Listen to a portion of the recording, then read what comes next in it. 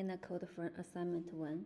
And look at here, import the dataset first, and then load the dataset, and it also splits the dataset into the training and the testing sets. And the question 1, use the print function and prints the shape of training and the testing dataset. It also shows the numbers of images and their dimensions, as well as the number labels.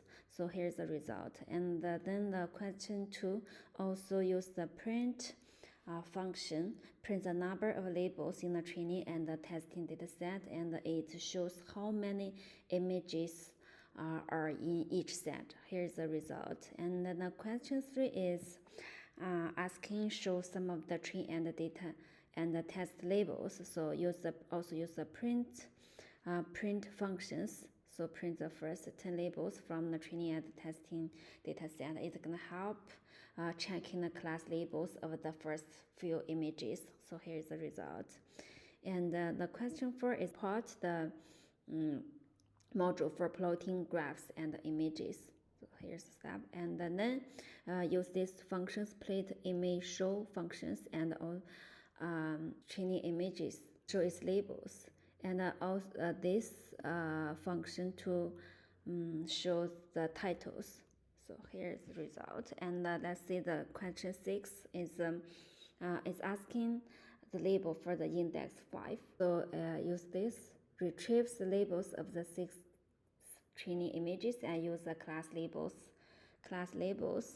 Use the class labels list to print the corresponding category name. It's like the sandal here. So here's the result. Same as the question 5 here. Use these two functions, plot image show and plot title. So display the, and then test image gives the index number is 500. So here's the result. Display the 500 images from the test data set. And let's see the question 8. So same as question 7, and use these two functions, image show and display the 500 image from test data set. The question 9, import models and layers from the Canvas library. And so here, and then so the gets a label of the so first gets the labels of the 500 test images and shows the class name from the class labels list. And here's the result. Label for the index 100 and the pull over. And let's see the question 10. Import the necessary class to create narrow network model. So sync show is used to build a simple layer by layer model, and dense and flat are layers for processing the data. And here's so creates a new neutral network model. And then use the AND function to add a flat layer to the model. It's gonna convert 28 multiply 28 images into a 1D arrays of 7, 8 for values, so it can be processed by the next layer. And then normalize the pixel values of the images by dividing them to the 255.0, and use the add function, add the hidden layers with the, here's the index number, with and use the ReLU activity functions.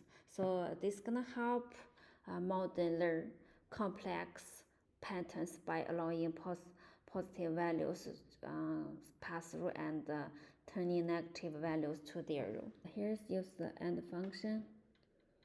So and hidden layer max, because softmax is used in the last layer for multi-class classification tasks. It converts the output into a probability distribution where each neuron's output represents the probability of the images belongs to one of the 10 classes.